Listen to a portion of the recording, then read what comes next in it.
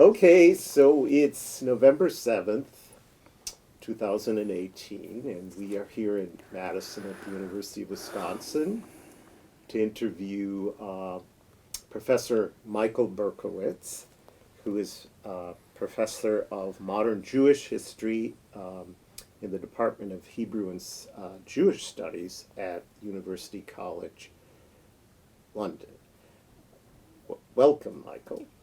Thank you very much. Well, we might as well start at the beginning.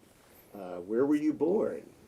I was born in Rochester, New York, in Highland Hospital, August 25th, 1959. And what kind of milieu were you born into? Did your family have a strong Jewish connection? What was their trajectory in the U.S.? Well, my family history, which George actually found quite interesting, and he actually came to know my family very well. So I think in some ways this is perhaps more relevant than it might otherwise be.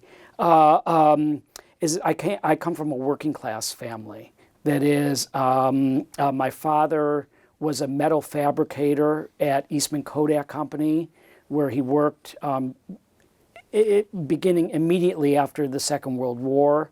Due to family circumstances, he wasn't able to take advantage of the GI Bill. He had to support other family members, so he never went to college, even though he was a very smart man and did very well in high school, but he never had a chance to pursue his own education. Also, Kodak did not support him at the time in pursuing further education. So my father was born in Rochester in 1917. He was slightly older than George. He was born December 12th, 1917. And my mother was 12 years older. She was born in April 4th, 1929, right in the midst of Depression time. I mean, not quite Depression yet, but she was born in Penfield, New York, which was then a village outside of Rochester, and he found that interesting as well. That my mother was born on a dairy farm, actually a kosher dairy farm in upstate New York, and my mother also, I think, very smart, very funny. She didn't graduate from high school. She also worked, she had to work to support other family members, and she became a hairdresser, in some ways quite successful as a hairdresser, which again, George found this absolutely fascinating, that she had her own business very early on. So again, my family was in some ways quite unusual, and he thought it was interesting that I didn't come from a normal sort of Jewish suburban middle-class background.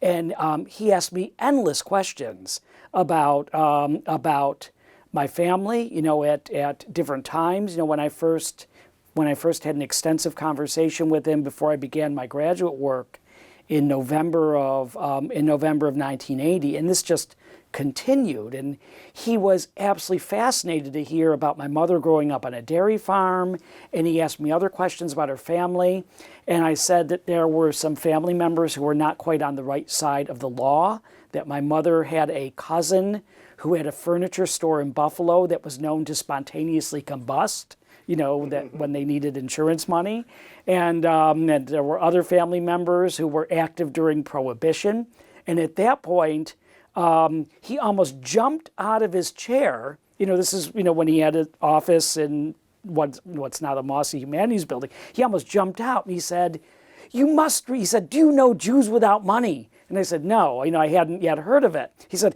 "You must read Michael Gold, Jews Without Money. It's all about your family." Well, of course, it wasn't really all about my family. My family wasn't from New York, but he was so fascinated by this idea that I knew of these not quite lawful connections in, particularly my mother's family. I've got to say, my father. Oh, they would never do the wrong thing. Well, but he found my mother's family absolutely hysterically funny. And I'll say some other things about the relationship between my parents and my sister and George. But to jump a little bit further ahead, he came to my graduation. I went through graduation exercises in 1989, and he made it very clear to me that it was only the second time that he ever did it. The only other time he did it was with a student of his who was blind, and he thought this was quite important that he go through commencement exercises with him. I think it was Norman Coombs? Actually, one of his PhD students who taught, interestingly, at Rochester Institute of Technology, who was one of the early historians to offer a course on the civil rights movement in the United States. So he went through graduation ceremonies with him, and then he said that he would go through the ceremonies with me because he so liked my parents, my family, and respected my family. And he says, because your mother and father are such lovely people that I will do this. Otherwise, he said, I'm completely against it. I don't like this kind of thing. And it turned out to be an absolutely wonderful experience. But he really wanted to hear details about what my father did as a metal fabricator and spot welder. And I said, he'd been involved in the expansion of Eastman Kodak after the Michael, war. That tells so much about George's character. Yeah. Because he was endlessly curious. Yeah. And, one idea was we would entitle his memoir Curious George. Yeah. But the other thing was that great level of empathy that he had for what he would consider the lives of the average American, especially if they had unique aspects. Yeah. Yeah, so I think he really was very interested in other No, he was truly interested to hear what they did. And then he asked me about what my mother did, and I said she gave up being a hairdresser, but then she went back as a saleswoman in a department store, and he was very interested in that as well, to hear about sort of the character of the store and the kinds of things that my mother did. So he was fascinated, and also he was fascinated that I'd had a more or less Orthodox Jewish upbringing, but I wasn't so keen on Orthodoxy by that point. You mean religious Orthodox? Yes, religious. That is, I went to an Orthodox Hebrew school and had an Orthodox bar mitzvah. And although I didn't consider myself particularly religiously observant, I was still sort of quasi-kosher. That is, by the time I started graduate school, I don't think I'd ever eaten pork or shellfish. And he found this very amusing, that there were these, sort of aspects of my personal habits that he regarded as very Jewish. So that was, like I said, this was part of what we talked about. Rather extensively. And I should also say, jumping ahead a little bit, that my father came more often than my mother did, sometimes to go to football games with me, and he would always visit George. If he was here, we would go to the house. And I can tell one story, which maybe doesn't sound so good these days, but I'll tell it anyway. That is, the situation in the house is there was the bathroom on the same floor with the living room. So obviously people go to the bathroom, and George had reading material in his bathroom. And at that time, he had a pile of Der Spiegel, and he also had a pile of Harvard Magazine. So, and I think I might have told you this story before, but so we're visiting with George, and you'd think, what as a guy who's a university professor have to talk about with someone who's a factory worker? They always had more than enough to talk about, and it was wonderful. Okay, so one of the times my father was visiting, he comes out of the bathroom, and he said, "Wow," he said, I was reading the Harvard magazine, and he says, I was looking at the ads in the back. At that time, this is before the internet, and there were these sort of Lonely Hearts ads in the Harvard magazine. And my father looked at George and said, I never knew that there were so many high-class, he said, Jew broads, which he didn't mean in a derogatory way, who were so hard up. It is because he noticed that there were these, obviously, Jewish women who were placing ads, who were looking for husbands, or like romantic attachments who were Harvard alumni. And they had this serious conversation about how hard it was for intellectual, accomplished women, to find a suitable mate. So although it sounded kind of crude, they had this amazing conversation about, just how hard it is in the modern world for smart women to find someone who they could really relate to. So again, you'd think this is just bizarre, and it starts out with this almost toilet type humor, but it was a serious conversation. They were both sort of deeply concerned that people are able to find someone who they can relate to, and they recognize this is this grave social problem, and it was really quite incredible. But it tells you a lot. Yes, and it's in a sense typical of the kind of discussions George would have. Yeah.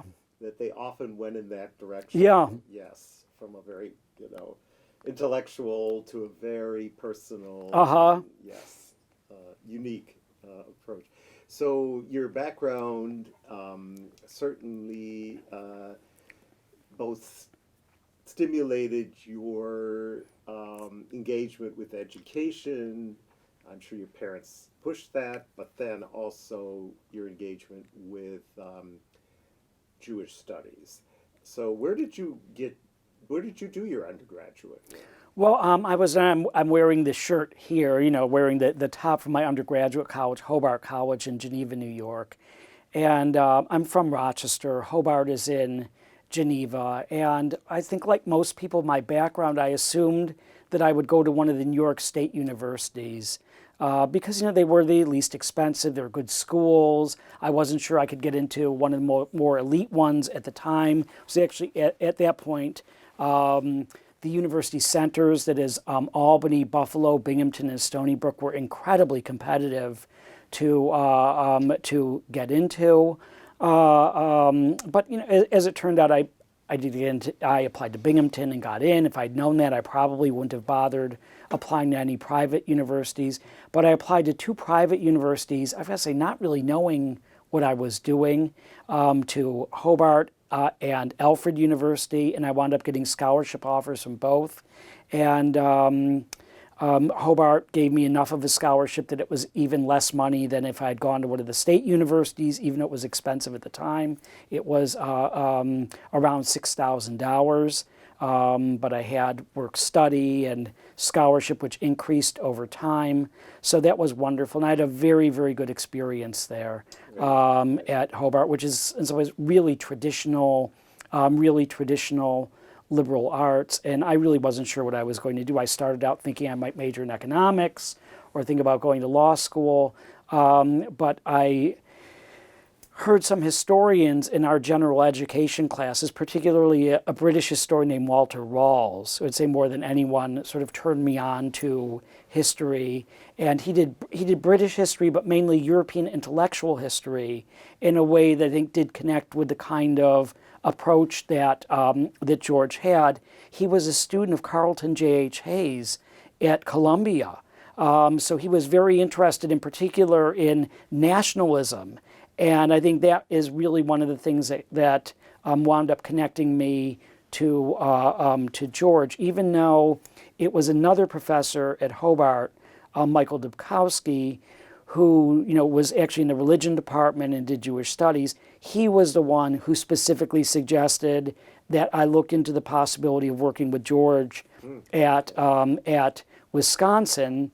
And one of the reasons why this made so much sense is that I had decided to write about Hannah Arendt's Eichmann in Jerusalem as my senior thesis. So even the summer before, I had started reading all of this secondary work in mainly in modern German history and history of Nazism and Jewish history.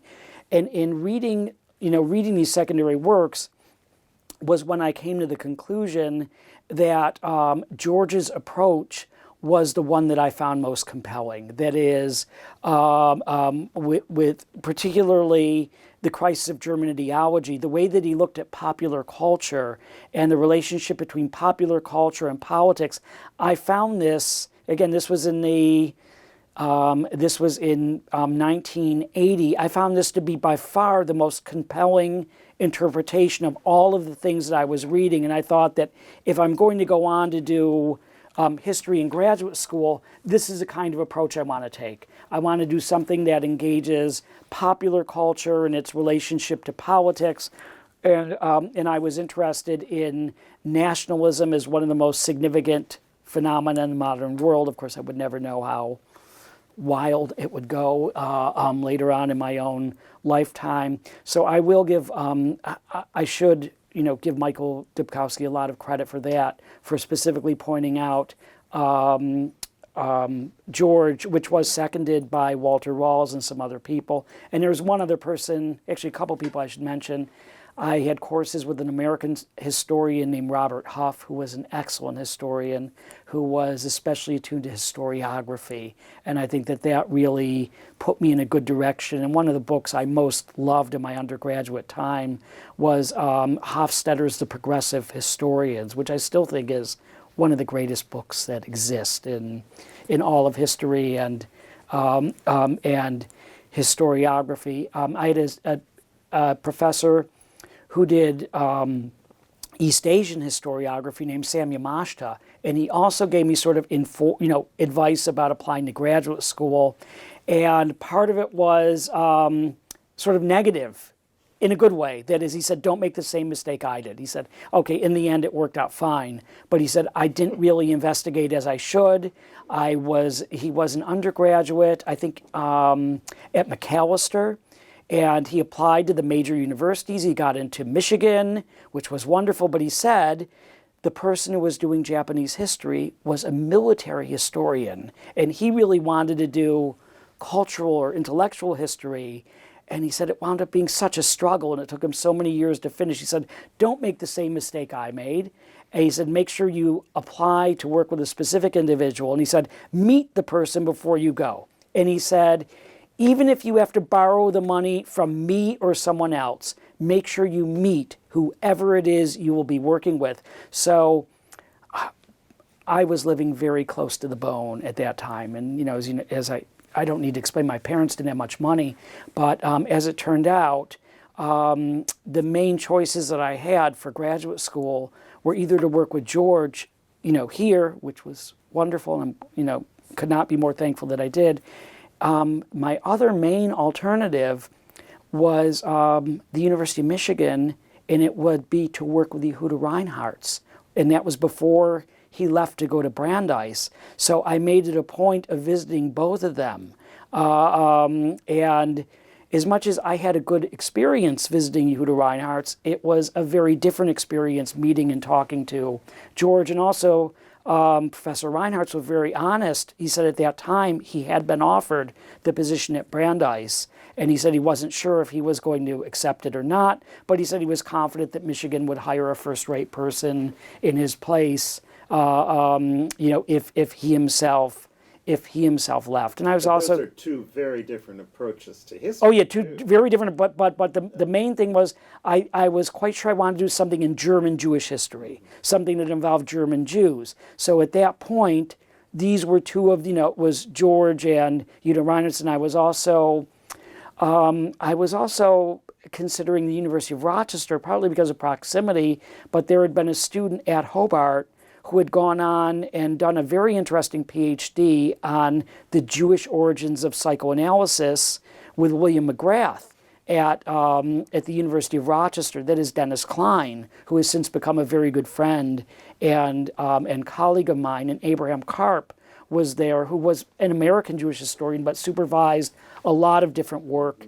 And at Brandeis, it seemed there was a group of people who might be interested, and the person who responded to me very, very kindly was Leon Jick, who mainly had written about American synagogues, and I wasn't really all that interested in that as a subject. I think in retrospect, I probably should have considered Berkeley and Jerry Feldman. I probably, I might have considered Columbia, but at that time I didn't really have a sense that Yosef Yerushalmi was that interested in modern history, even though the students he took really were moving more toward modern history. And also Gerhard Weinberg at the University of North Carolina. But again, this is the pre-internet days. I mean, people didn't really have the kind of broader awareness that they have now. But just Well, you made a good choice. well, I made a good choice, but I will say something else that was very fortunate.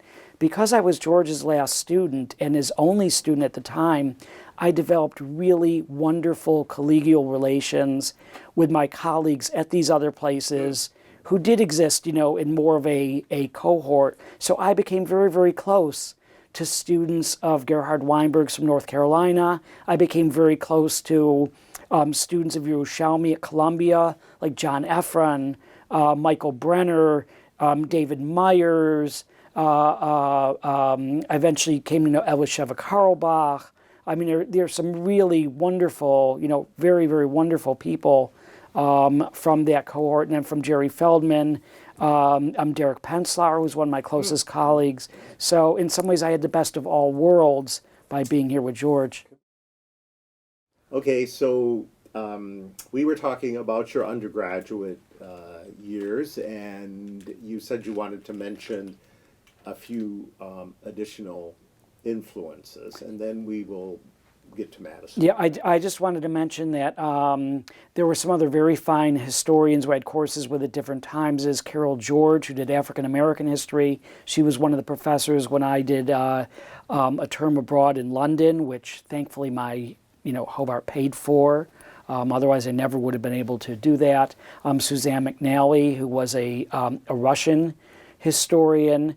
And then I was also very influenced by someone in the education department, because I did the teacher training program, named Madeline Gourmet, a really superb scholar and teacher who went on to become the head of the School of Education at the University of North Carolina.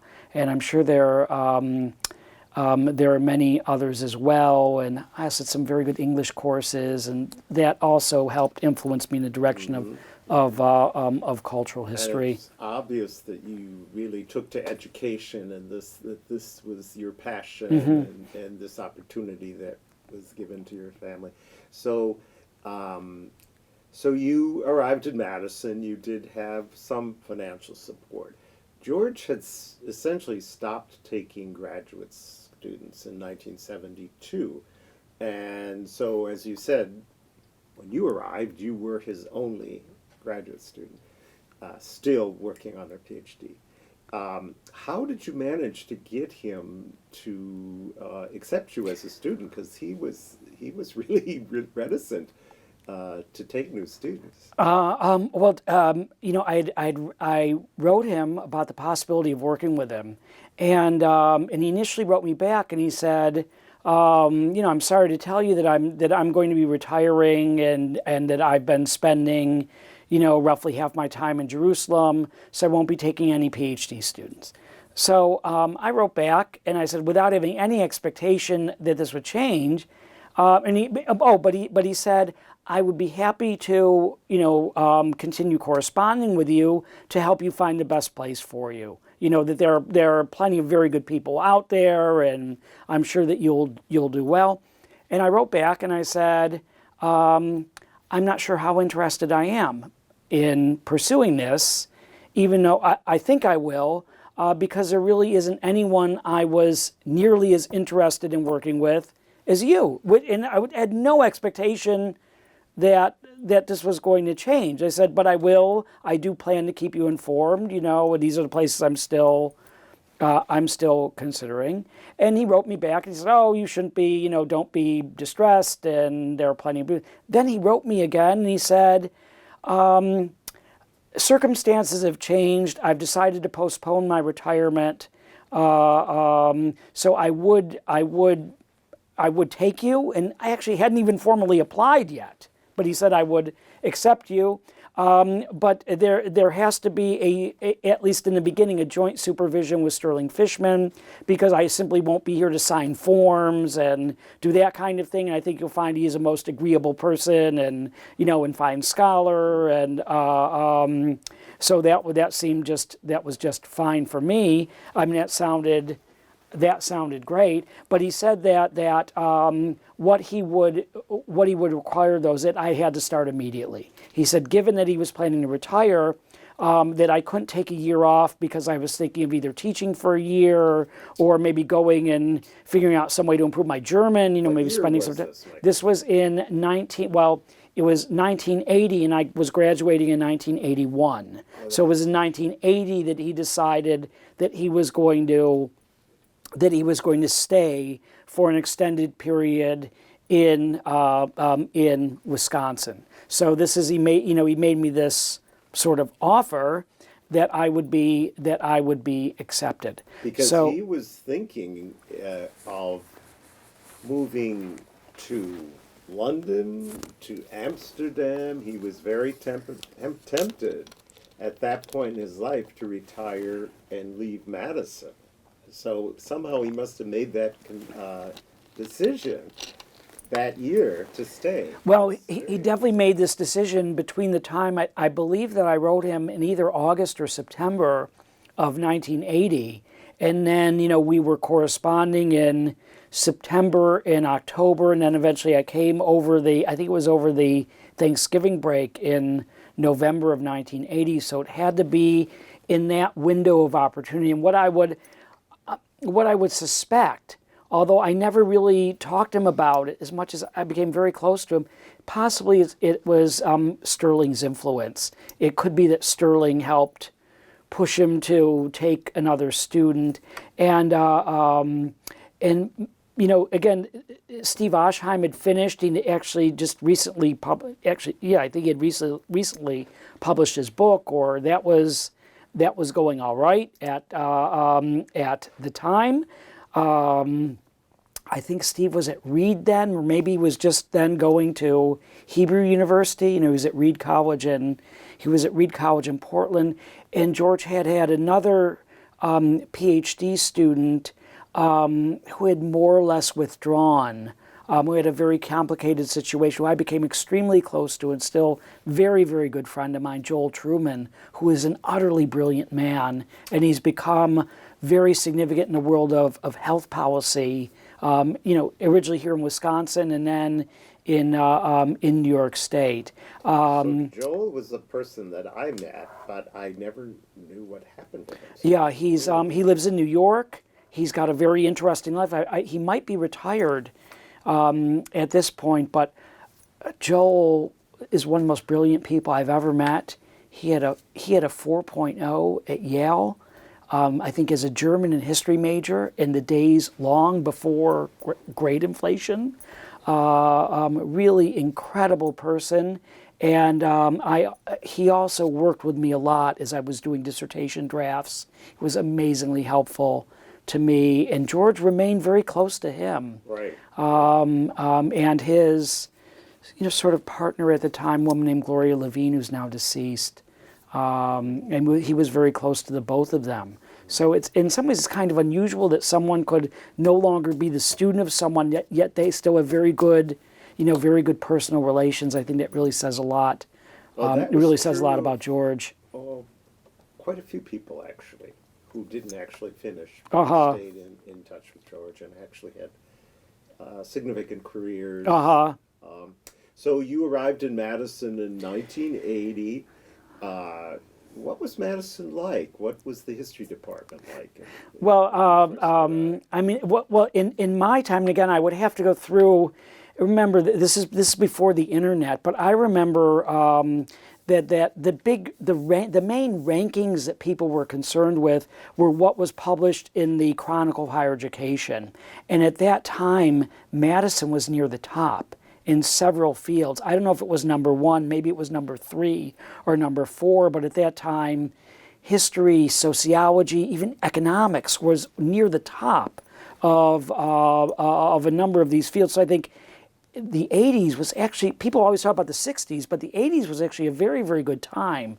And the department was extremely strong. Gerda Lerner was hired the same year that I came. And she immediately brought a group of incredibly high-powered, graduate students with her, some of whom have gone on to be incredibly illustrious.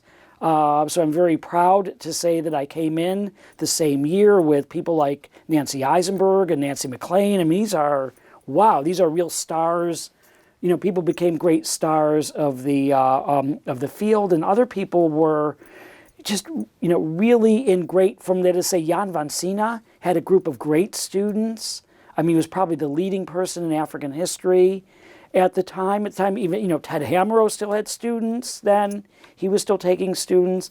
I mean, there were wonderful people across the board. And, Ed Gargan had a group of really excellent graduate students. I mean, I think it was really remarkable. Stanley Cutler in legal history. And now I think, look back on it, think it was, I mean, we thought it was a great time then, but even, the more distance we have, we weren't crazy. It was really, many ways, a really wonderful time. Say Bill Courtney in medieval history, and Courtney in Kingdon, so and even some other fields. Say Diane Lindstrom, who's in business history. I mean, there were a lot of very, very strong people around. I also had the great fortune of working as a TA for Domenico Sella. I was actually a TA in economic history, and as much as there was nothing like George's classes, but Domenico Sella's economic history course could be one of the greatest college classes of all time. It was really amazing class. I took that class. Really amazing class. And he was a wonderful man. Teacher, yeah. I mean, what a wonderful man. Yes, indeed. So you're at Madison, you're in this really high-powered, enriching department. So at that point, there wasn't Jewish studies. There wasn't really a focus on Jewish history, and yet you had some people there like Gerda and Dan Cutler and others. Ken Sachs. Yeah. Who really, Sterling. because in some ways, the field really, a lot of people emerged from Madison in those years that really defined the field of Jewish history, Jewish studies in America. It's really quite extraordinary. So what was that all about? Well, how did that, I was thinking, well, this could have been even a little earlier, but when George first started teaching his Jewish history course, which I think was 71, some of his students were people like Nancy Green, Yeah. And Hasia Diner, and Vicky Karen. Yeah. and David Sorkin, and then we had as graduate students Christopher Brown. Yeah. And we had just Yeah. really, it's extraordinary, the people that really defined the field and came out of UW. Yeah. and the kind of approach they took. Yeah, and versus Jeffrey the normal- Herf. Yeah, I mean, yeah. it's really incredible. But one thing I do want to say, because I think it says an awful lot about George, and I shared one of the pieces of correspondence already with Sky. That is, my first year, it was almost the end because I got really sick. When I was here in Madison, I had been getting progressively ill the summer before I started graduate school. And then I was increasingly ill with severe abdominal pain, and I was eventually diagnosed as having Crohn's disease. And I had a very rough first term. And I was scheduled to have surgery in Rochester. I was going to take not a formal leave, but I was going to be missing some time in the second term. So I was planning on going back to Rochester for the surgery, because I thought, for the recovery it would be better for me to be at home, and my mother would have been able to take some time off. But what happened was, I came back to Madison after the winter break. I came back with the woman who was my girlfriend at the time, very wonderful young woman, and I ruptured. I think this was very early. I think it was very early January 1982. I had a massive bowel rupture, and I got peritonitis. So I was incredibly sick, and I had a bowel resection.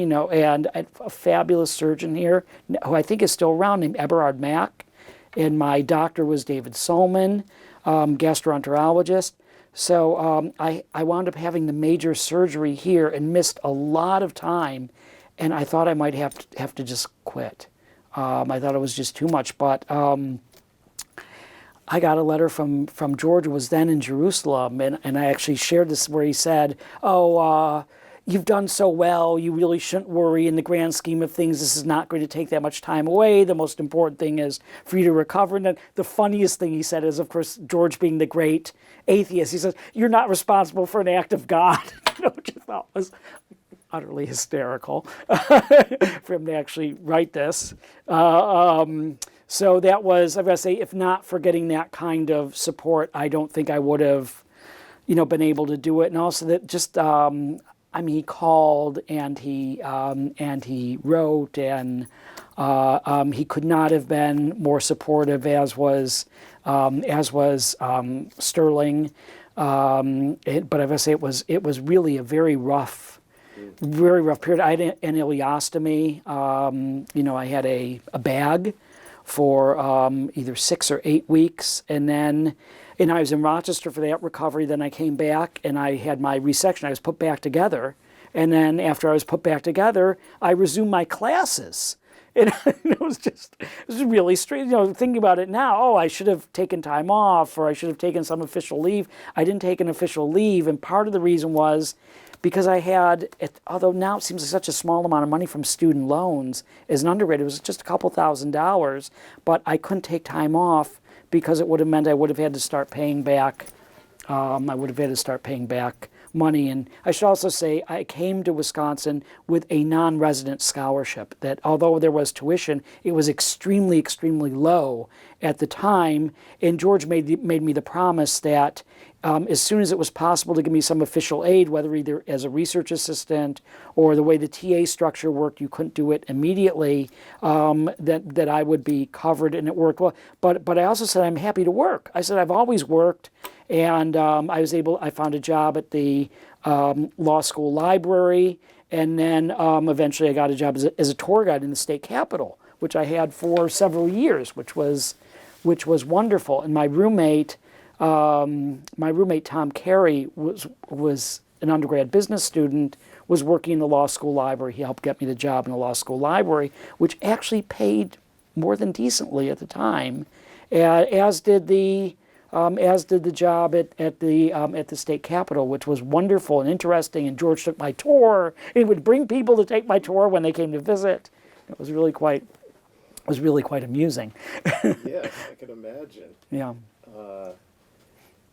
Well, it's fascinating in a sense that you weren't the only student that George mentored that ended up having an illness, like a serious illness, initially when they came to work with him.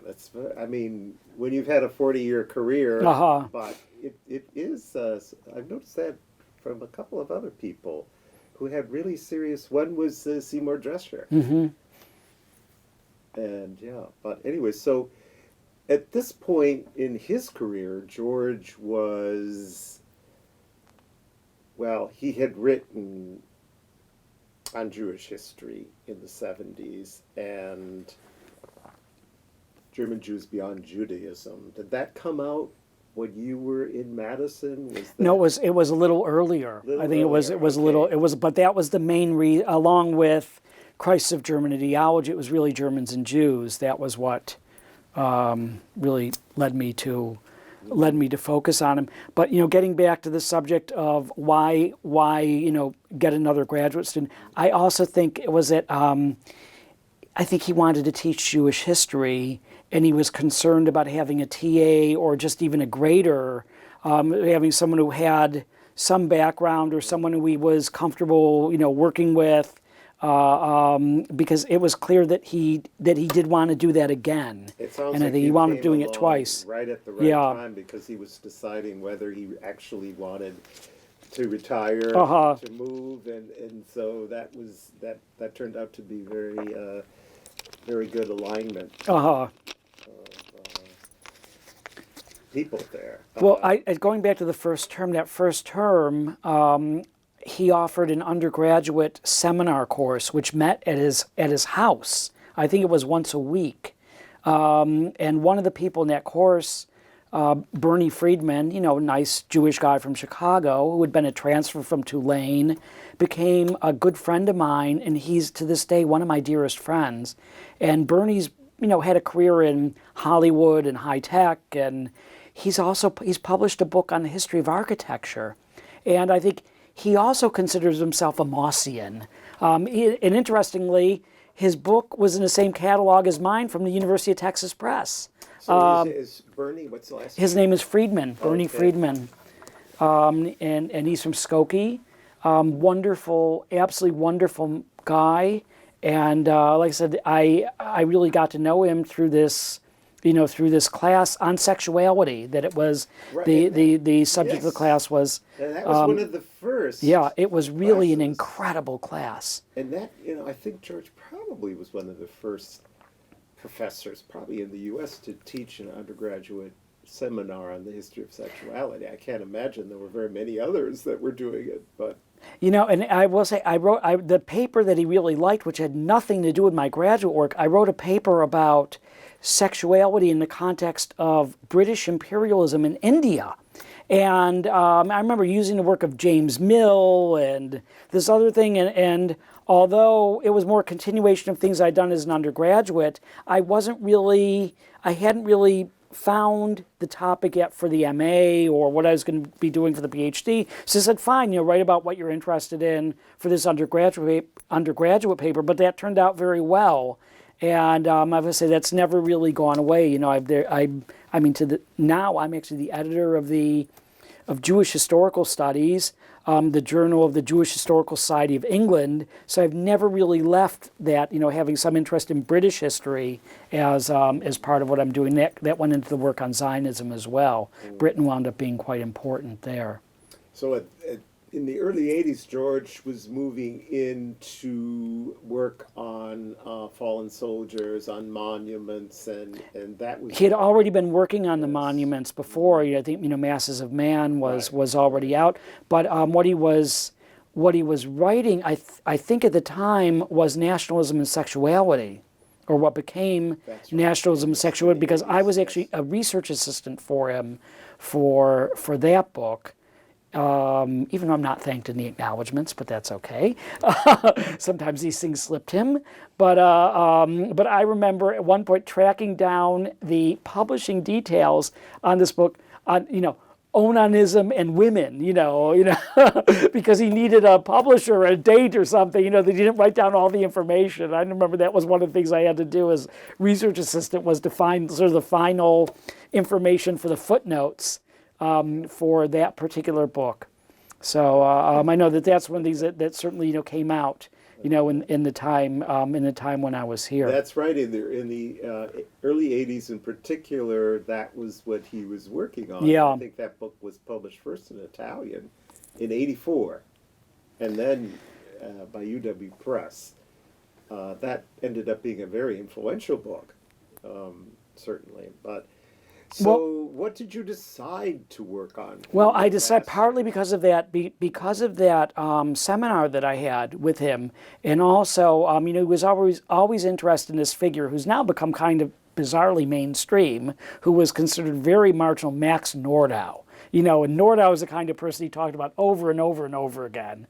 And sort of there's a small group of people in the world who are concerned with Max Nordau, including Sandra Gilman and some others.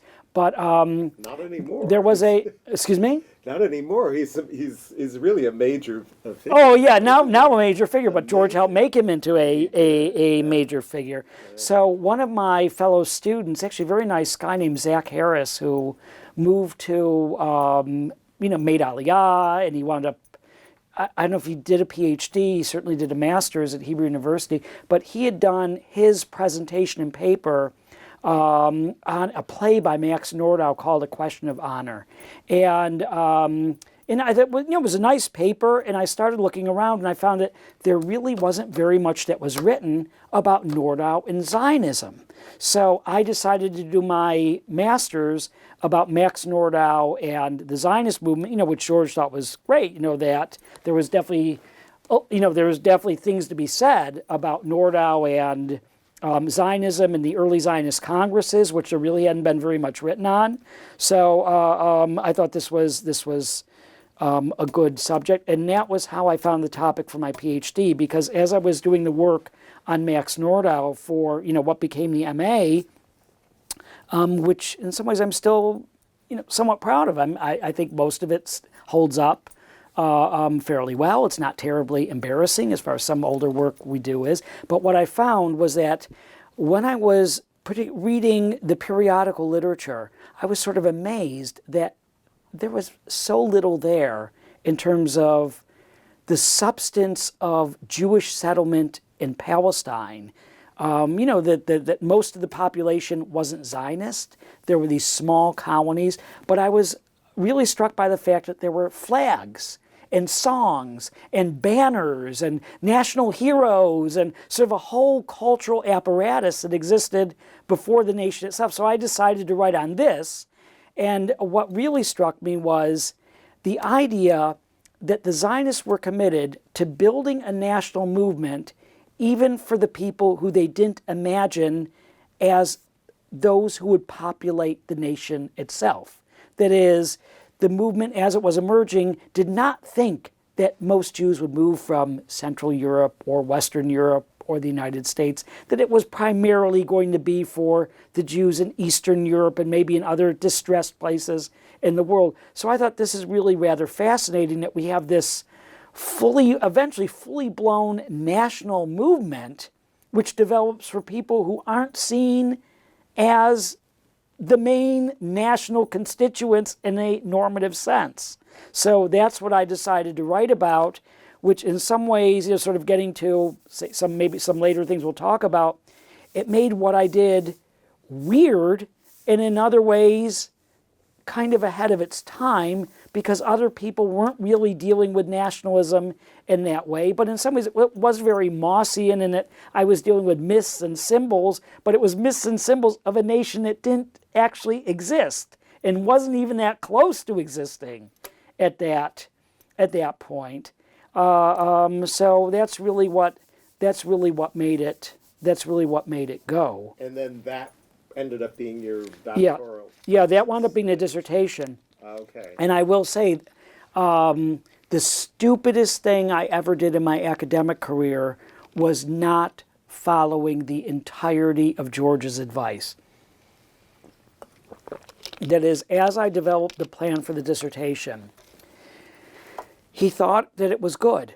But he said I should have another chapter which is on the early Hebrew literature that was read by Zionists who were interested in Hebrew in Central Europe. And my Hebrew wasn't all that great. It would never become all that great. I was worried about the dissertation being too long. I thought that it was getting into areas that I just wasn't all that comfortable. So I decided not to do it. And in retrospect, that was a really stupid mistake. I should have taken more time. I should have had another chapter in this area. It would have been a reason for gaining greater familiarity with the language and the literature. Although I think the book turned out very well, the work turned out very well, but wow, was that great advice that he gave me, which I didn't, and he could live with my not doing. He understood that it was a rather tall order that he was asking for, but that really would have added a different dimension to my career. But I've got to say, it was hard enough reading the German handwriting, in the Zionists. I'm reading the letters of Herzl and Nordau, and at that time, talk about a different age, they gave you tracing paper. So I learned how to read this handwriting, which now I'm sure I couldn't read ever again. But this was something I wasn't quite ready to add another year or so to the PhD in order to do this additional chip. But it was brilliant advice that he had given me. Being actually very influential. Yes. Yeah. Yes, and given the current situation. Yeah, and it would have put me way ahead in other ways. But again, things you never know how things would have turned out. Although I had in some respects great success. I published relatively soon, and although I will say there were very good reviews and some very hostile reviews. But now the book is basically seen as mainstream. It's sort of, this a standard or the standard interpretation of early Zionism in many George's respects. books often got good and bad reviews, as you probably know. They Yeah. got actually all, superlative. So when you were here, you were also teaching as a TA. And I was a grader. I was, Okay, and you taught as a TA for George. Yeah, In cultural history and Jewish cultural history and Jewish history. Okay, that would have been in the early 80s. Yeah. What was that experience like? It was, it was an amazing amount of work. I can't even remember how many sections we had, either six or nine. Serious, I recall, because I took that class. It was a serious undertaking. Yeah, it was George was a tough. Oh yeah, teacher. it was very serious, and it was a lot. It was a lot of work. I mean, lots of students, and in both cultural history and in Jewish. But they were unbelievable courses. I mean, I still go back to my notes for those courses. They were really incredible when I think about the kind of ground that was covered with Marx and Hegel and Wagner and Pascal, and I mean it was really amazing. Thinking the range of it and the Jewish history class. I think I was. I can't remember which course I was a grader for as opposed to being a TA, but I know I TA'd for at least a few different courses for him. I TA'd for Sterling. I TA'd for Bob Kale for the World War II class, and then also I think a general European history class. I TA'd for Ted Hammerow for his introductory course, which was an amazing course. And as I said, for Domenico Sella in the economic history, which was, as I said, just fabulous. So what I learned in TAing for these classes was terrific, and of course I look back on it somewhat horrified, think of what an idiot I was as a TA, and how could people put up with me, that I really, think, knowing what I know now, I think I would approach things very, very, very, very differently, but thankfully it wasn't more of a disaster. But there are times when I would meet colleagues who had either very little or no teaching experience when they began their careers, and I thought, wow, and someone just very, very fortunate that I've had this kind of experience. And from a great teacher. Yeah. I mean, did you learn anything about teaching from George? I've got to say thankfully I had some very good teachers at Hobart, especially Walter Rawls and Bob Huff were very fine teachers. But I've got to say that one of the things that I saw, from George, which was just incredible, was that he could lecture to a large group, but still be engaged with them. And although it wasn't a discussion, he would dedicate like a class every few weeks to taking questions, which were really quite amazing. Good questions and very good exchange. And also the way that he lectured was very often, oh, you would think this, but there was sort of a dialogic aspect of the lecture, which sometimes was very funny. But it was really a distinct style, and I'd say that I found it very agreeable.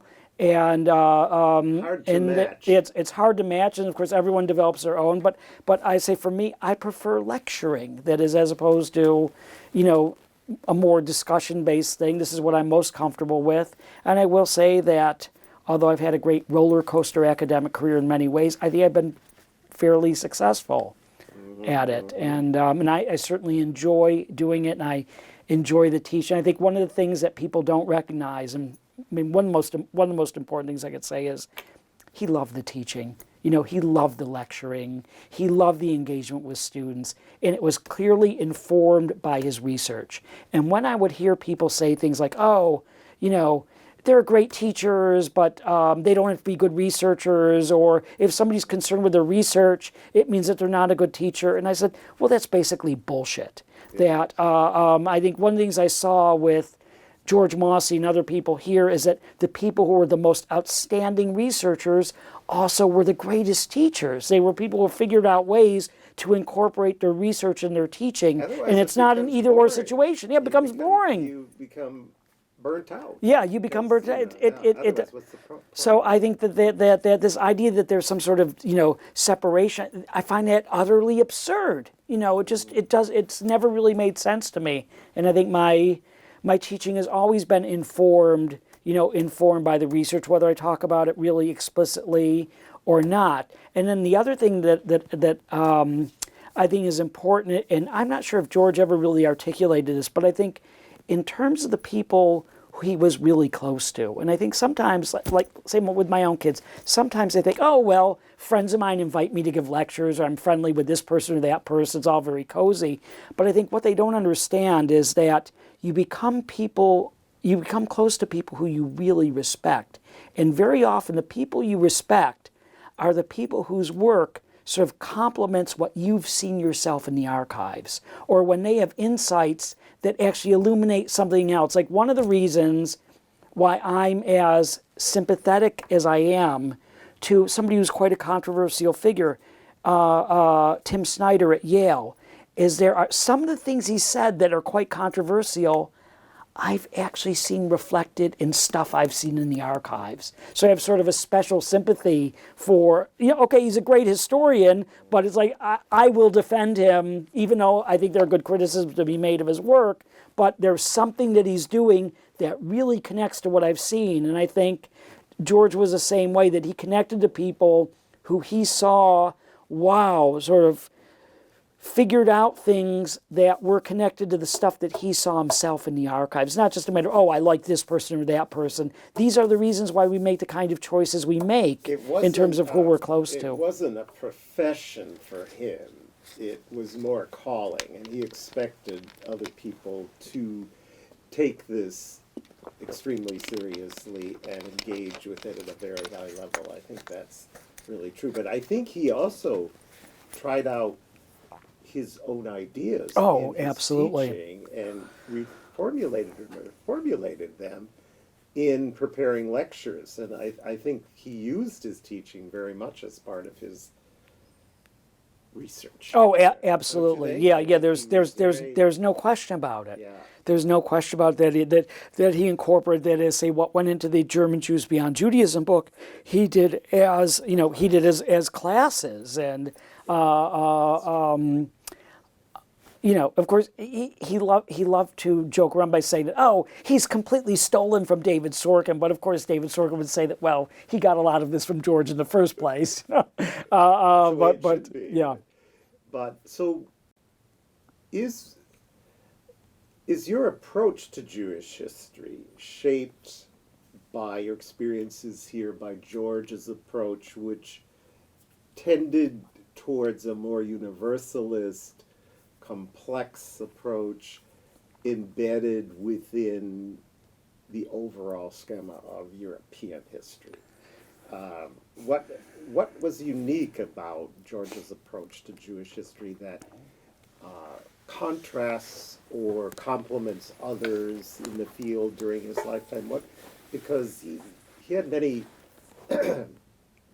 firsts as a historian, and he made contributions in so many areas. But what was it about Jewish history that you think was his major contribution? Well, I think that, not to be too simplistic about it, but Jewish history has always struggled with really rigorously interrogating its own myths. And a lot of times this has tended toward extremes of either being supportive or rejection. And I think that the more we know about Jewish history, the more we know that it is interwoven with all kinds of myths that sometimes have some substance and sometimes don't have much substance. But I think people tend to think Jews are people of the book and Jews are more rational and they follow this kind of scheme. But maybe they aren't so rational. Maybe they have been, just as influenced by things like myths and symbols and sort of ideas about their own history, which are rather half-baked than the kind of logic we tend to ascribe to them. So I'd say that is part of it. And then also, and I would say this in some ways it's my success, and also where I've gotten into trouble, but it was a big part of where I sort of came together with George, and that is one of the things he said over and over and over again in classes was that people don't read, they see. They don't read, they see. That he was always interested, although, he dealt so much with texts of various kind of highbrow literature, popular literature, all sorts of things, but he was also very concerned with what is in the world around people that they make sense of or that they think that they make sense of. So I think that one of the reasons why we had as good and constructive relationship as we had is he thought there was an awful lot to be done, even if it was only, say, 2 chapters of the dissertation itself, of the engagement with visual culture and the Jewish world, which I think, wow, people just accept this as a major part of Jewish studies. Well, it wasn't. I mean, when I started going to the Association for Jewish Studies meetings in the late 80s, early 90s, you had to scream and yell in order to bring a slide projector in. A slide projector, this was absurd. What does showing slides have anything to do with Jewish studies or Jewish history? People really didn't understand it. So I think that his sense that this was really significant when I started doing this work and was showing him photographs of the portraits of Herzl and Nordau and David Wolfson and the flags and the postcards. We sat in my flat in Jerusalem, and he said, nobody's ever dealt with these things before. And I will also give credit, besides him, but he said that nobody's touched this. Yeah. And but I will also say I'll give a lot of credit to archivists. He always encouraged me to get as much out of archivists as possible and to appreciate them and to use them. And Michael Hyman, who was the director of the Central Zionist Archives when I started working there, he's the one who directed me to what was called the ephemera material, which was literally in decaying cardboard boxes from the Jewish National Fund. He said, I think you might find some of what you're looking for is actually in there, connected to fundraising, which I had no idea that was what I was going to be doing. But George also loved this kind of thing, that I was connecting to that kind of material. So I think that this connection of popular culture and politics, which really had not been so much a part of Jewish history, although there were some others who were moving in that way. He was such a pioneer in the use of popular culture and popular manifestations of culture, such as postcards, popular literature. I mean, he really was a pioneer in that area. And influenced art history and visual cultural studies. And I sometimes don't think that's really recognized. Well, I mean, I will mention, a number of people were very influenced by him who I think are not necessarily seen as being influenced by him. I mean, just to give you a couple of examples, I mean, Peter Fritschy, who's, done all sorts of things with popular culture and things that are visual in German history, I think widely considered one of the great German historians of our time. George was one of the people who was conducting the Wiener seminar at Wiener Library Seminar at Tel Aviv University. When he was there, he had a big influence on him. One of the undergraduates who was finishing up during my time here was David Dennis, who's now professor at Loyola in Chicago. David's a fabulous historian who wrote arguably the greatest cultural study of the significance of Beethoven in German culture, looking at things like pictures and postcards and all kinds of things. He's now writing on computing within history. Utterly brilliant, wonderful historian. Aryeh Sapoznik, who I call Bruce, who was one of my undergraduates here when I TA'd for George. Maybe was one of my students when I TA'd for Ted Hammer as well. I'm not quite sure. I'm very close to him. I was very close to his parents, of course, Irv Sapoznik and Francie. But I think that Aryeh Sapoznik's Becoming Hebrew, about the emergence of a national culture in Palestine, which in some ways is kind of the flip side of what I did, looking at Europe, is one of the most Mossian books of all time. It's incredible. Mark Basson, who was an undergraduate in Madison, who's a geographer, he's written about Russia. Again, if you look at his stuff, very, very influenced by George Mosse. I'd say the same is true, although she never actually studied with him. Holly Case, who's a historian of Eastern Europe, who was at Cornell, now she's at Brown. I look at her work and I think, wow, this is really influenced by George. You can just see it. You can see his fingerprints all over the place. Even Sluskin's book, I think there's a lot of Mosse influence there. Although I think he's in the bibliography, but I think it's an approach that has been so universally adapted that it's difficult to assign any responsibility to George. Well, to give you another example, someone who I've never met personally, but I love the book, that is Emily Levine's book on Dreamland of Humanists about the Warburg Institute, which I think is one of the greatest cultural histories of the last 10 or 20 years. And although she obviously didn't study with George and she's much younger than I am, it's such a Mossian approach that it's really quite striking. What is it? It's not really an institutional history. It's not really conventional cultural history. The way she interweaves the different layers and the personalities and all that. This is really a Mossian book in the best sense. Well, you're of all of George's PhDs, you're the one that pursued this most vigorously, this aspect of his work.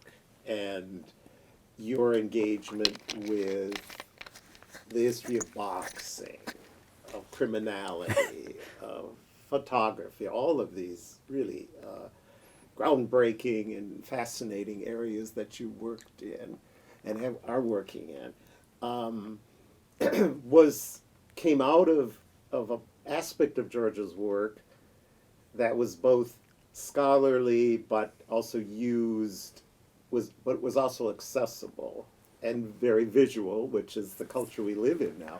So tell me about your work in that area, what you've done, what you plan to do, how your discussions with George on aspects of Jewishness that were not explored previously that you have worked on. Well, I think just going back to the dissertation itself, one of the things that I was very conscious of, which I must say there's been some strange things written, in whether it's in books or in articles, which I think sort of show that they missed the point. But one of the things I wanted to talk about is, and this is of course very much the moment when I was working with him, but I saw this so reflected in what I had in front of me as I was reading it. That is, that early Zionism was this movement of men.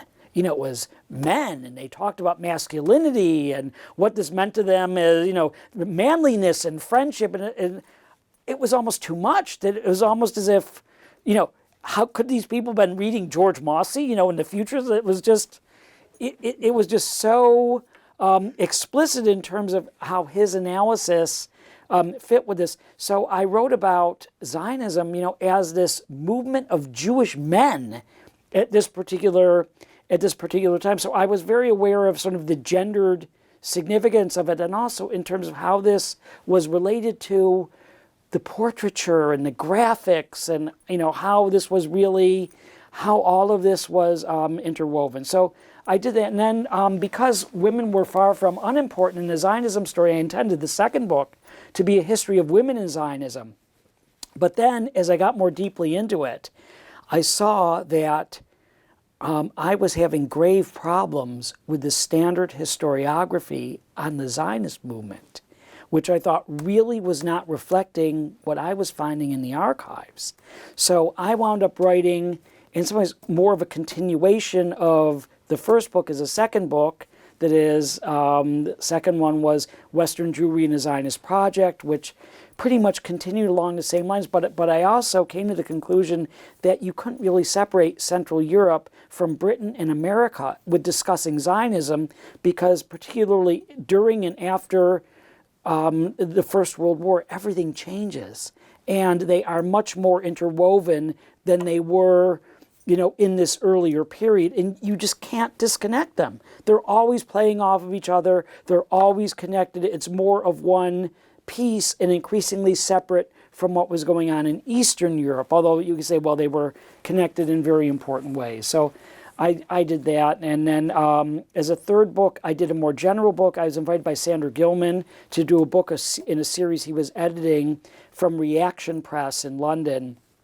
on visual culture. So it was mainly on the icons that I had been dealing with in Zionism, but then it was expanded to include Jewish communism and socialism and various other movements. So that was called the Jewish Self-Image, which in some ways you could say is my least successful book. I got really hostile reviews to that, although some were good. But now it's regarded as, people are constantly bringing it up and saying nice things about it. I'm glad that I did it. I'd still, for the most part, stand by it. So that was the third book. And for a long time, I had been considering doing something on Jews and criminality, partly, in order to do a more popular book. And George and I had been talking about this for years. And one of the ways that he used to begin his Jewish history course was this lecture he called Jews and Bandits, that he was fascinated by the Jewish robber bands in early modern Europe, which extended to Northern Europe.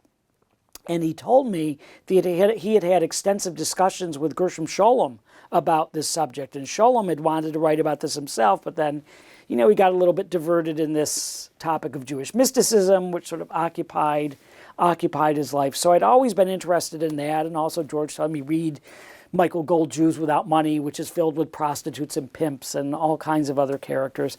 So I'd started doing research for this big book on Jews and the association of Jews with criminality. And I thought that the easiest chapter was going to be the Nazi association of Jews with criminality. And I started reading the secondary literature, and I found that almost nobody had talked about this explicitly except for George in Nazi culture. And he didn't go into it in great depth, but it was very suggestive.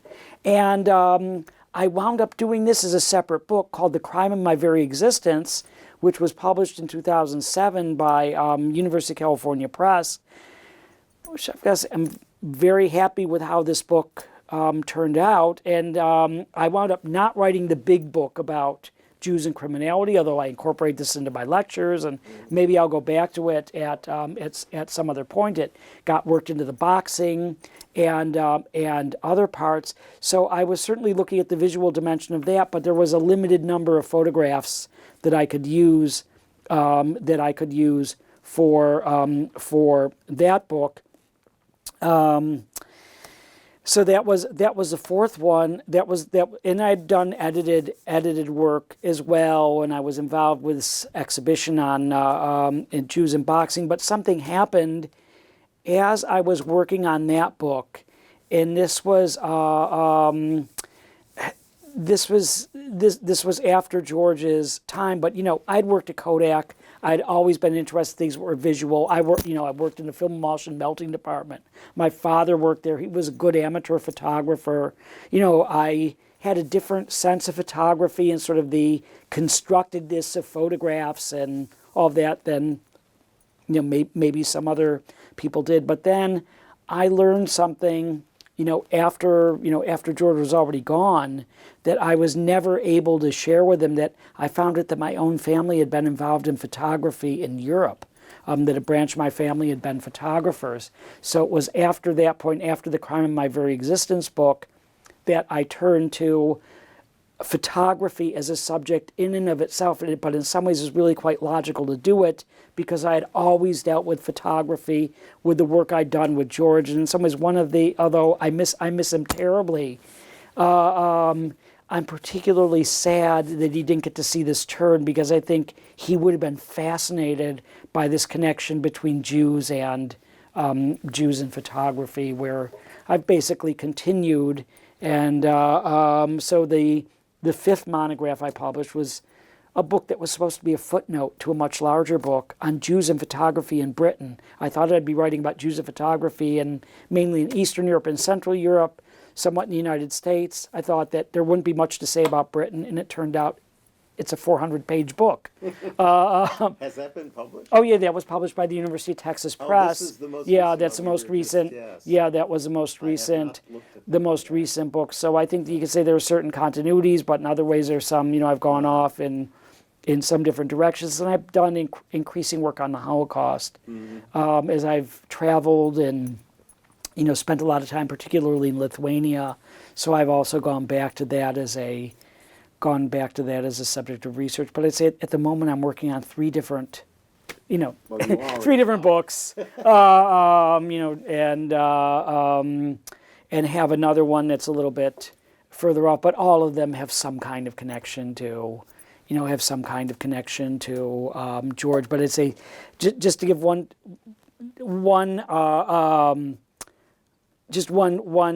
aspect of it. I'm working now on the history of Kodachrome film, which comes out of Rochester, New York, Eastman Kodak Company. And the inventors were two young Jewish men who were the children of classical musicians, Leopold Godowsky Jr. and Leopold Mannes. And both their fathers were very big in the world of classical music in New York. But my main academic argument, which I just wish George was here to talk about, is that there's a connection between the approach of the parents, particularly Leopold Godowsky Sr., to music, and the approach of the boys to the science of film and film technology. That I think there is a very strong connection in these things that in some ways was counterintuitive, very much against the way other people were doing science, even against the way other people were doing music at the time, which stressed the complexity and embraced the complexity of using all kinds of different approaches. And also I think it belongs to a particular Jewish moment in time where Jews could be in classical music, popular music, jazz, science, industrial research, all kinds of things which would not have been possible in earlier time. And then maybe the last thing I'll say about that, when I first gave a presentation about the subject, one of my colleagues from King's College in London, who has a great name, John Dethridge, he's a musicologist, and he said, in his typical understated British way, at the end of my talk, he says, I couldn't help but think that what you're describing was Wagner's worst nightmare. That's a great line. It's great there. So, Michael, talk a bit about George's domestic arrangements in Madison. In some ways, he lived almost like a graduate student in that he had a house, of course, which he was very devoted to, but he wasn't there all that often, and he always had, I don't know how many series of graduate students, usually couples, lived in his first floor, or probably more appropriately named his basement, and basically were live-in servants, and that they, he came from where he always had servants as a child, and perhaps not in Oxford and whatever, but they basically took care of his daily needs, did all of his cooking, all of the housekeeping, all of the house upkeep, all of that. So tell me what you know about that and some of the individuals that you know. Sure. I will say a lot of my knowledge of this comes afterwards. It is, I know Jimmy Fisher quite well, who lived in a house with George. And I think that the way they saw it was not so much being servants. Of course, it meant that they were living there rent-free, but almost everybody described it as living with an uncle or a grandfather. It was like living with a relative, that it was, I don't know no one who didn't enjoy it, and they found it sort of endlessly amusing to be living with him. Live there and not enjoy it. Yeah, but I will say, When I started as a graduate student, there was a student of George's who was finishing up, an utterly brilliant man, who was his TA for the cultural history class that I just sat in on. And his name is Barry Fulks, and he wrote a PhD about a filmmaker who went from being an avant-garde filmmaker in Weimar to being a major Nazi filmmaker. I think it's Walter Ruppmann. And Barry was an utterly brilliant guy, very concerned with sort of theory of images and film along with that. And I think he was way, way, way ahead of his time. Utterly brilliant dissertation. He taught for a couple of years. I think he taught at Alfred University in upstate New York, maybe somewhere else, but he spent most of his career, I think, teaching high school in Pittsburgh. But he was a wonderful man. I mean, he was great to me, a very generous soul. He was finishing up his PhD at the time, but I think he was one of the people who'd lived with George.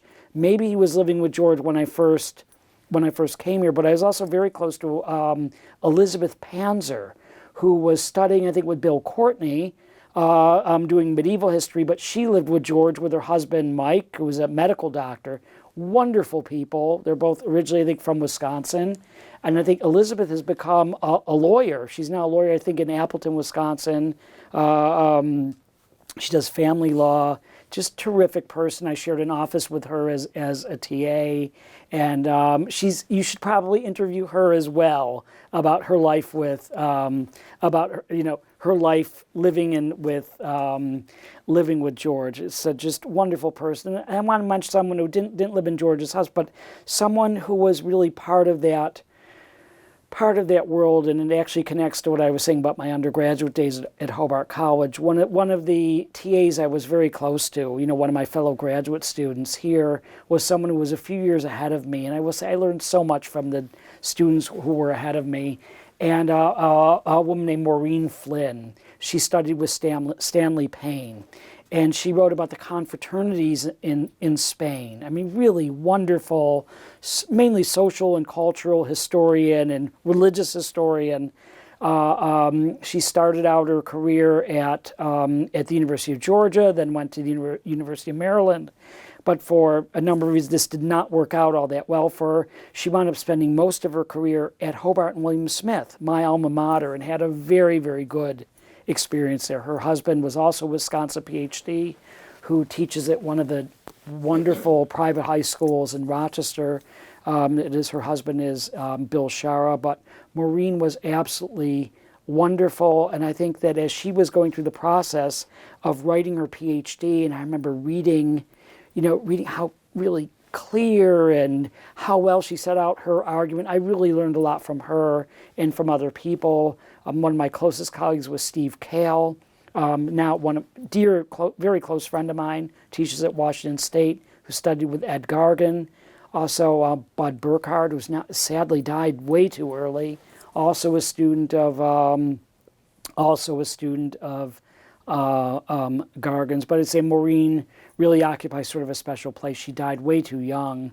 She died of cancer a few years ago, but I know that she considered her time in Madison to be very special and had a very good relationship with Professor Payne. And but I remember George and I would ride the elevator with her, when we would come up from class. And I just wanted to make sure that I mentioned her as well.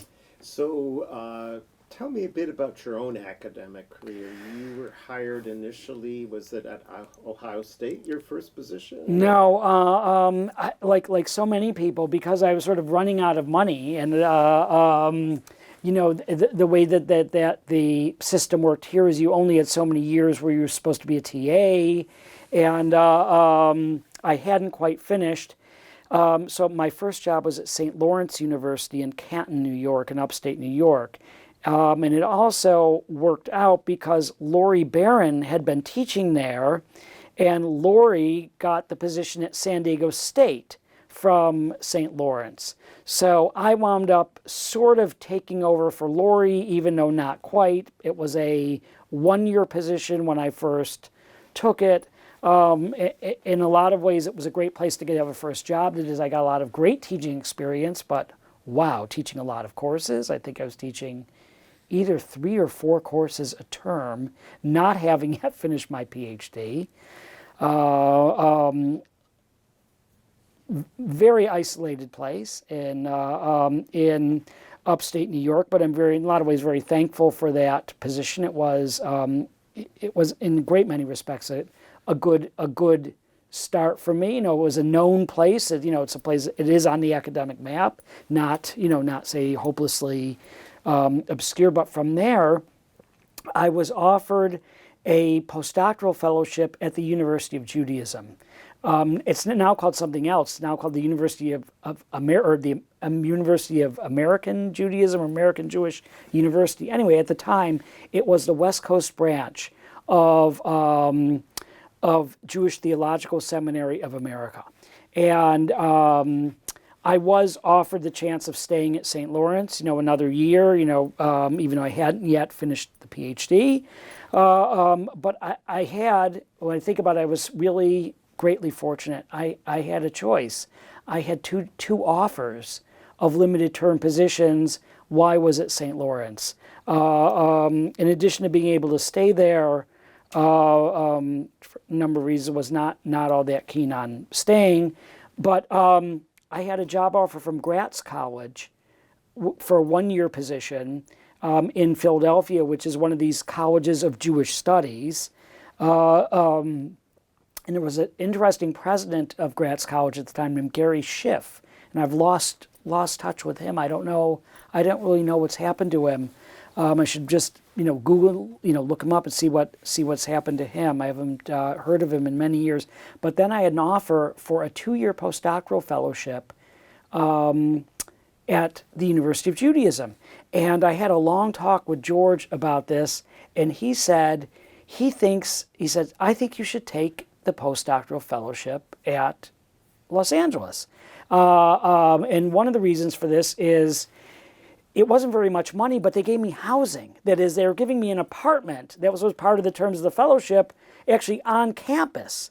So it was, not much money. It was $10,000, but I didn't have to worry about commuting, and it was, I didn't know how nice it was. And he said, I'll never forget. He said, Los Angeles didn't used to be very interesting. He said, now it's very interesting. He said, there are great people at UCLA and USC, and there is a very interesting intellectual life there. And he said, I think at this stage in your career, it would be a very good place for you to be. And it was a 2-year postdoctoral fellowship. He said, we'll give you a chance to, to turn a dissertation into a book. And so I took it. I was really taking a chance to go. I'd never had any experience with LA. I'd visited just very, very briefly, actually, Steve Kale when he was doing an NEH seminar there, I think the summer before or a couple years before. So it really was George's encouragement that led me to take that postdoctoral fellowship in Los Angeles, which turned out to be incredibly interesting. I met people there who were fabulous. One of the people I met when I was there was Steve Zipperstein, who was instrumental in introducing me to an editor at Cambridge University Press. I wound up publishing my first book with Cambridge University Press, first 2 books with Cambridge. I'd say it probably wouldn't have been that likely to have happened if not for Steve, who I'm very, very grateful for. He was a great colleague when I was in Los Angeles. Elliot Dorff, who does something very different. He basically does Jewish ethics. He was one of the people who hired me. Steve Lowenstein at the UJ, fabulous colleague, great historian of German Jewry. There were other people in Los Angeles at the time. Actually, David Myers was there. Was David Sabian already at UCLA? No, I'm not sure if he was there. He went for a while from UCLA to Cornell. So right. I can't remember exactly the timing of that. So that turned out very, very well. Even though I only stayed for a year, I met the woman I would eventually marry when I was in Los Angeles. Was an overwhelmingly positive experience. But from there, I took what was a one-year position at, or visiting assistant position at Ohio State, which was thought to possibly turn into a tenure track position. And I got the one-year position, then the tenure track position at Ohio State, but I wound up being turned down for tenure at Ohio State, which was quite controversial. And I think this is probably the part that I will leave for the long-term, future. I really wasn't sure what to do because there was a chance that I could have stayed at Chicago on soft money. And London was and is very expensive. And it would be, I had small children, and I really wasn't sure, even though the university was, obviously a good university, as part of the University of London, University College London. This is the time where George really yelled at me more than he ever yelled at me before. There were times he raised his voice for different things, like times he yelled at me for going to restaurants that he thought had dirty kitchens, and there were times he was not all that happy with me, which was a lot of it was in good fun. But the time where he really yelled at me was when I had the offer from University College for a readership, which is sort of an associate professorship, something like an associate professorship or beginning professorship. And I said, I'm not sure if I'm going to take it because, London is so expensive and I don't know, about moving my whole family and whatever else. And he said, you do not realize the significance of the place and the position. He said, this is one of the world's great universities. He said that, Wistrich had this position and really not really done with it what he should have. And he said, what goes along with this position, it can't really be described. That is, you will have connections to places and people. And he said, it's one of the best positions in Jewish history in the world. And he said, for you to turn this down or even think about turning it down would be absurd. Well, in the history of that institution. Yeah. Yeah, it's really, so I will say that it was one of the times where I did, although I will say, generally speaking, I listened to him and tried to take his advice, but it was a very difficult thing to do. That is, the being denied tenure had left us in very desperate financial straits. Like I said, I had small children. It was really a very, very difficult time. But we made this sort of radical move of uprooting ourselves completely and moving to London, and we are so happy that we've done it. That is, it turned out to be a fabulous career move for me. The university is great. Oh, it's not perfect, but it's one of the world's great universities. My department was fabulous. In the middle of London? It's in the middle of London. I mean, there's so many incredible things about it that most universities take for granted, that I've had, in a lot of ways, the best of worlds, although we don't have the kind of fellowships to offer PhD students that, say, is available at Columbia or Chicago or Stanford. Send them here. But we have, no, but overall, it's been really a wonderful place for me to be, and I think it turned out to be very good for my wife, and it was a great place for my children to grow up. Your wife is a physician, I thought. No, my wife works in public health. She has an MS in public health.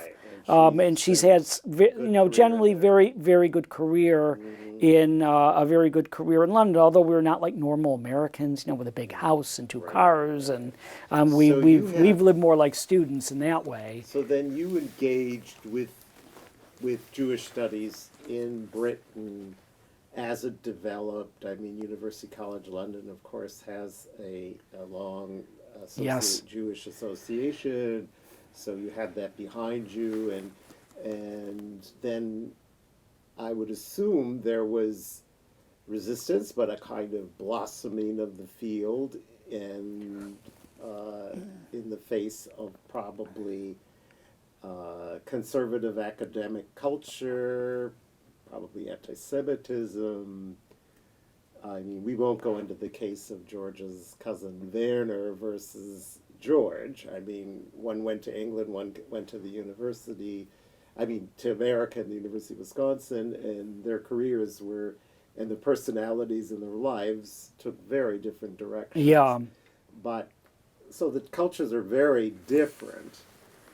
I remember George's childhood friend Paula Quirk told me that the British never really accept Jews or outsiders, that she felt, you know, that there was just this kind of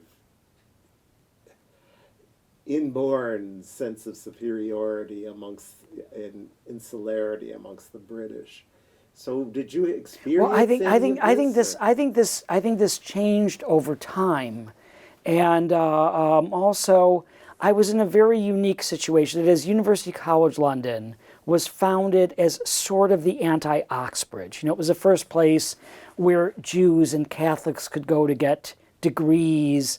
It was, you know, it was founded specifically without having a theology department or focus. So in that way, it was sort of very friendly. And the other way is, University College has a ethos, and generally speaking, a tradition, which is probably closer to Madison than almost any other university. That is, it was founded in order to be sort of in public service in serving the London community, the greater British, even world community, and of being a very open place. And part of it is that its spiritual father was Jeremy Bentham, you know, utilitarian philosopher, the idea the greatest good for the greatest number. I remember when you rolled out his pickled or his leathery corpse for me to see, and I was so shocked. But, Well, so I think that in some ways, UCL is more like Madison, which George knew. That I think he had a sense that there was something about it that was going to be very agreeable to me, and it was as being an idiot for not really seeing how wonderful it was. Time from the 50s onward in London. Oh yeah. And, you know, many colleagues there, Carsten, all those people. He wrote that book on Europe in the 16th century with his colleague there, and of course he knew that university very well. Yeah, and Roy Porter, Roy Porter, was just fabulous historian of medicine, and did urban, who also died way too young. It was really a terrible. I had met him right before that, and he had expressed a huge admiration for George. Yeah, he was only 58. He was way too young. So I'm just so glad that, you know, in the best, George, you know, kicked my, as we say in America, really kicked my ass and said, wake up, you know, this is a great position, this is a great opportunity, that you shouldn't be thinking about, you know, the more material side or whatever else, or it would be a gamble to try to stay in Chicago. You never know what would open. And he said, go. He said, go and see how it goes. But he said, I think that you'll find it to be, you know, a place that is agreeable. And I would say, I think I've had a very good experience there, teaching, research. In 2007, to my surprise, I was asked to be the president of the British Association of Jewish Studies, which I think if you had asked me 10 or 12 years before, are you going to be the president of a major Jewish studies organization, I would have said, you've got to be out of your mind, you know. So I'm going to ask one last question for this interview, and then perhaps we can just do an audio one in the Mosse office to follow up about Israel and current politics. Oh, sure. But the one question that I thought would be good to get on videotape is, do you think George, his approach to teaching, his research interests, his provocative nature would flourish in the current academic atmosphere?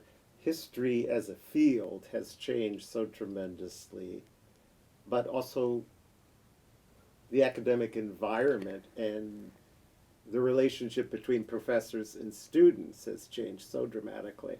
So do you think he would have, I mean, I assume he would have come out of a different environment if he was living now, obviously, but let's just take him from, say, the 1970s and plop him here. Do you think it would ever work? Well, I don't, it's hard to say. I'd say yes, yes, yes, and no. That is, I think that say, it would be very easy for him to be more open about his own life and, say, sexuality than it was, even though he certainly dropped hints at times, and I'll even mention one of those. But I will say that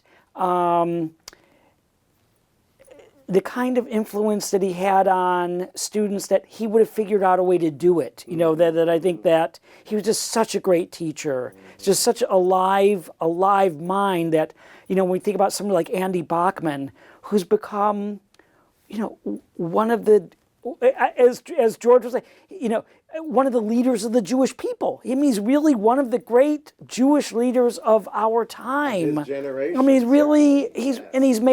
he's fed thousands of people in his life. I mean, this is, he's made a huge difference in intellectual, cultural, and even terms of people being able to exist who wouldn't have been able to exist without him. Say, the kind of work he's done with soup kitchens and things with social justice, hugely influential. And say, and Andrew Patner, who was arguably one of the greatest music journalists and sort of cultural figures in Chicago for so many years. I mean, when I think of these kind of people, and even other people, who were active in their own communities, like Beth Selden, who became one of the great figures of Omaha, Nebraska. I mean, there were these really, really wonderful people, and he did connect them. But I'd say that now, I mean, who knows? I mean, as something that I say when I go to visit universities, I say, look, my presence there is a trigger warning. You just have to, I have to warn people that I will say things that will upset people, or I won't use the right terminology for certain things. Yeah. And that was how just to give you one example, in one lecture on, when he was lecturing on Marx, which is just unbelievable lectures to go back to, some of the greatest, analysis of Marx. And he said, and Marx says that the only time where man is truly free in modern society is in eating, drinking, and fornicating. He said, eating, I have to watch what I eat now. I have diabetes. I can't, I'm not supposed to eat sugar and salt. It's okay. I do these things. Drinking, I've never been that much of a drinker. I know you people and, your beer, whatever you can do what you said. Fornicating, that's none of your business. And everybody just erupted in laughter. That's none of your business.